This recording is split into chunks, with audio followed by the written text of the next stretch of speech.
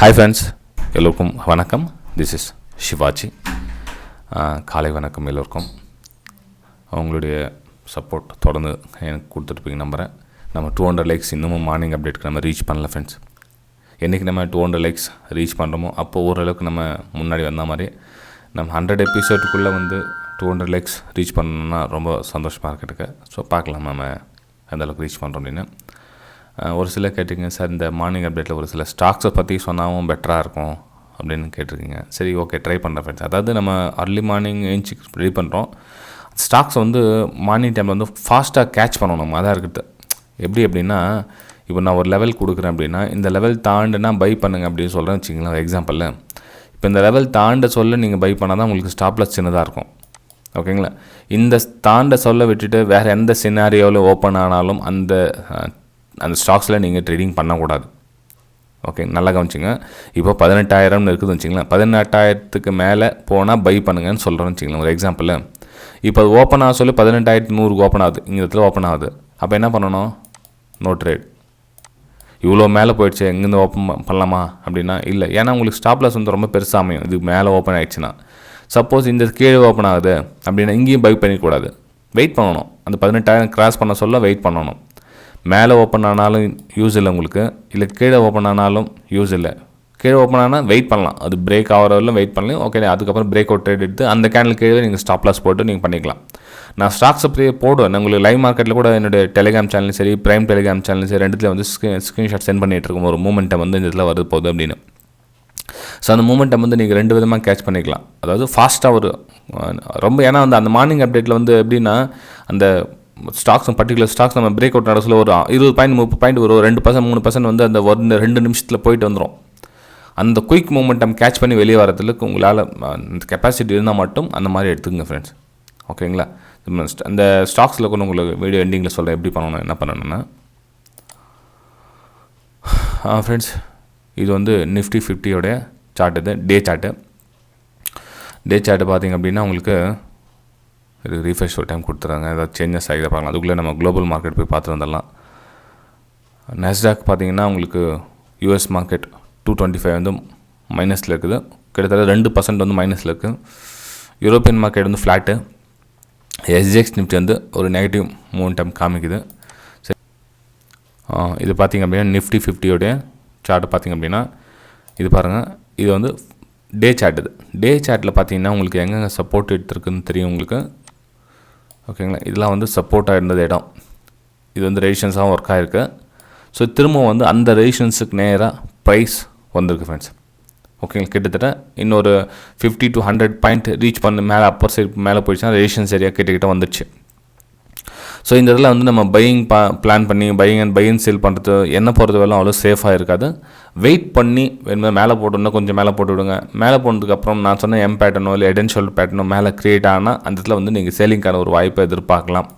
Price again ஒரு திரும்ப support எடுத்து இந்த மாதிரி மூமெண்டம் கிடைக்கிறதுக்கான வாய்ப்புகள் இருக்குது. அட்லீஸ்ட் ஒரு என்ன சொல்கிறது, ஒரு சைட்வேஸ் மூமெண்ட்டுக்கான சான்ஸ் இருக்குது. ஏன்னா இங்கேருந்து பை பண்ணிட்டு போனவங்க ப்ராஃபிட் புக்கிங் பண்ணி வருவாங்க இந்த இடத்துல.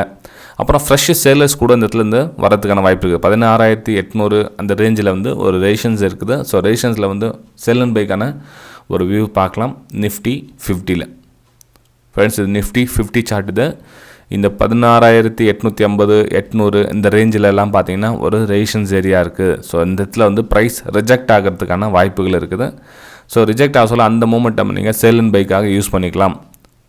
ஓகேங்களா? அதாவது இன்ட்ரேடேக்கு நான் சொல்கிறது, நான் இன்ட்ரேடேக்கு ஆல்ரெடி மார்க்கெட் நல்ல ஒரு அப்மூவ் கொடுத்துருக்கு, எந்த கரெக்ஷன் இல்லாமல் போயிருக்கு. இந்த இடத்துல ரெசிஸ்டன்ஸ் இருக்கிறதுனால இந்த ப்ரைஸ் ரிஜெக்ட் ஆகிறதுக்கான வாய்ப்புகள் இருக்குது. 16,800க்கு ஒரு லைட்டாக ரிஜெக்ஷன் கிடைக்கும். அதில் நீங்கள் சேல் அண்ட் பைக்கான ஒரு வாய்ப்பை பார்க்கலாம். ஓகே, சரி. பை அண்ட் சேலுக்கான வாய்ப்புகள் கொஞ்சம் வெயிட் பண்ணுங்கள். இன்னும் பை அண்ட் சேலுக்கான சான்சஸ் எதுவும் வரல. வந்தால் கண்டிப்பாக உங்களுக்கு அப்டேட் பண்ணுறேன். சப்போஸ் லைவ் மார்க்கெட்டில் ஏன்னா பை அண்ட் சேலுக்கான வாய்ப்புகள் இருந்தால் உங்களுக்கு என்னோட டெலிகிராம் சேனல்லையும் சரி, பிரைம் டெலிகிராம் சேனல்லையும் சரி உங்களுக்கு அப்டேட் பண்ணிகிட்ருக்கேன். ஓகே, நம்ம பேங்க் நிஃப்டி பார்த்தோம் அப்படின்னா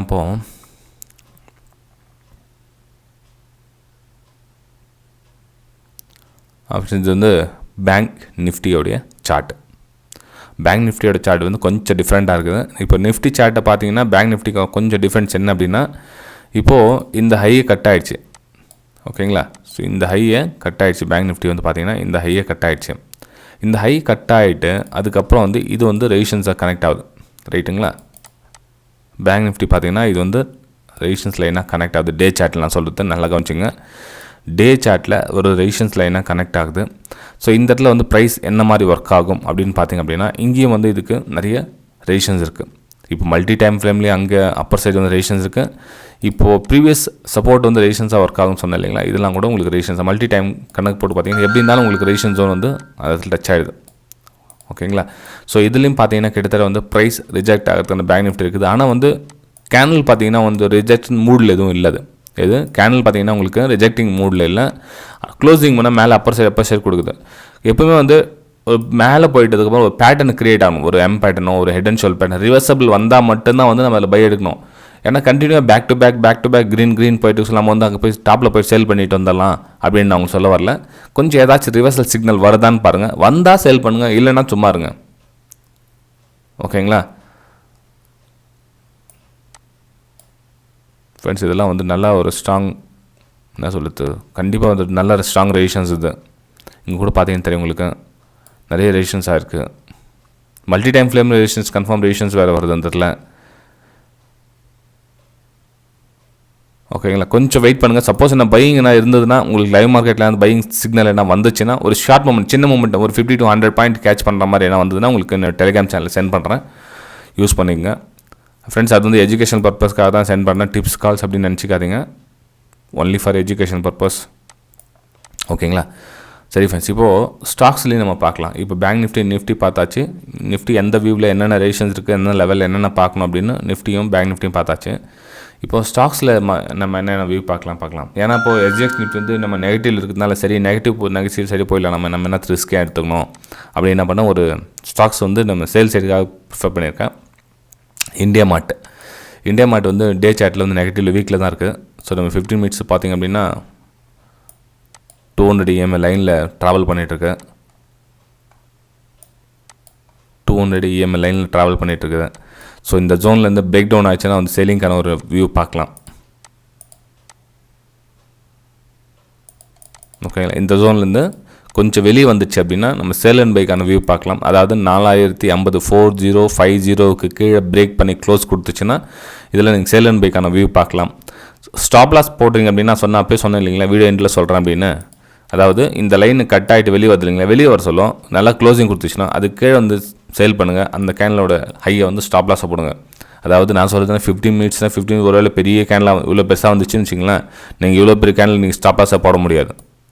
அதே மாதிரி ஏன் இங்கே ஓப்பன் ஆகிடுச்சுன்னா இங்கேருந்து நீங்கள் சேலும் பண்ண முடியாது. ஏன்னா ஆல்ரெடி இவ்வளோ தூரம் வந்துச்சு, இங்கேருந்து நீங்கள் சேல் பண்ண என்ன கிடைக்கும் உங்களுக்கு? அட்லீஸ்ட் ஒரு புல் பேக்கை வெயிட் பண்ணுங்கள். அகைன் உங்களுக்கு சேலிங் வந்துச்சுன்னா அங்கேருந்து சேல் பண்ணுங்கள். ஓகேங்களா. ஸோ இதில் பையிங் ஒரு வேளை அப்பர் சைடு போச்சுன்னா பை பண்ணலாமா அப்படின்னா நோ. ஏன்னா ஸ்டாக்ஸ் ஓவரால் வந்து வீக்னஸில் இருக்குது. சப்போஸ் மேலே போச்சுன்னா ரீடெஸ்ட்மெண்ட்டுக்காக மேலே போகலாம். நீங்கள் அதில் போய்ட்டு பையிங் பண்ணாதீங்க.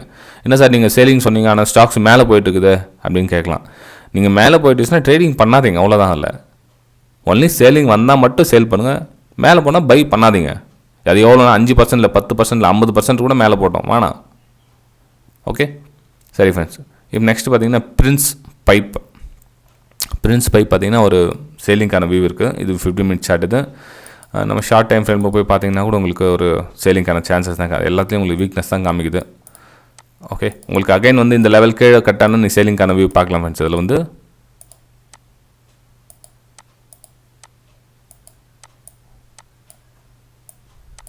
கிட்டத்தட்ட பார்த்தீங்கன்னா 1 மணி அந்த 1 மணிலேருந்து 22ஆம் தேதி வந்து பார்த்தீங்கன்னா அந்த ஒரு ஜோன் க்ரியேட் பண்ணிக்குது. ப்ரைஸ் வந்து ஒரு பாட்டம் க்ரியேட் பண்ணியிருக்குது. ஸோ அகைன் இந்த பாட்டமுக்கு கட் ஆகிட்டு கீழே போக சொல்ல வந்து திரும்பவும் சேலிங்கான வியூ பார்க்கலாம். ஓகேங்களா. அதாவது பாட்டம் கட் ஆகிட்டு என்ன ரேட் அப்படின்னா 594க்கு பிலோ 594க்கு கீழே போனீங்கன்னா ஒரு 2 ரூபா 3 ரூபா அங்கேருந்து நீங்கள் ப்ராஃபிட் புக் பண்ணிவிட்டு இமீடியட்டாக கட் பண்ணிவிட்டு வெளியே வந்துடலாம். எந்த கட் ஆகுதோ அந்த லோ வந்து நீங்கள் அந்த ஹையை நீங்கள் ஸ்டாப் லாஸை போட்டுக்கலாம். ஓகேங்களா.